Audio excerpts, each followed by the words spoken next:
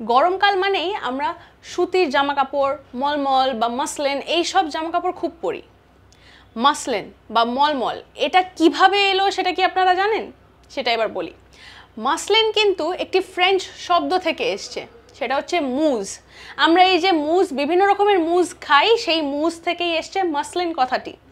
কারণ মুজের অর্থ হচ্ছে, ফ্রেঞ্চে সেটির অর্থ হচ্ছে নরম, এবং মাসলিন যে কাপড়টি হয় সেটাও খুব নরম হয়, যে কারণে এই নামটি দেওয়া হয়েছে।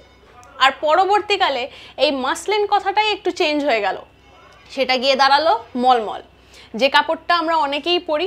রাজাদের জন্য বিশেষ এই কাপড়টি অর্ডার দিয়ে তাদের জামা কাপড় বানানো হতো, এই মলমল কাপড়টাই কিন্তু অর্ডার দেওয়া হতো, সেই থেকে এসছে। আর শুধু আজকে নয়, এটার শুরু কিন্তু প্রায় 18 শতক থেকে, তবে থেকে এখনও সেটা চলে আসছে।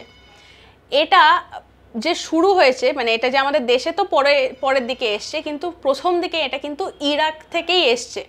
সেখানকার এই যে কটন ট্রেড ছিল সেটাকেই মূলত বলা হতো মাসলিন, কারণ সেটাকে বোঝাচ্ছে যে এই যে কাপড় যেটা তৈরি হয়েছে সেটা একদম তুলোর মতন, মানে একদম নরম।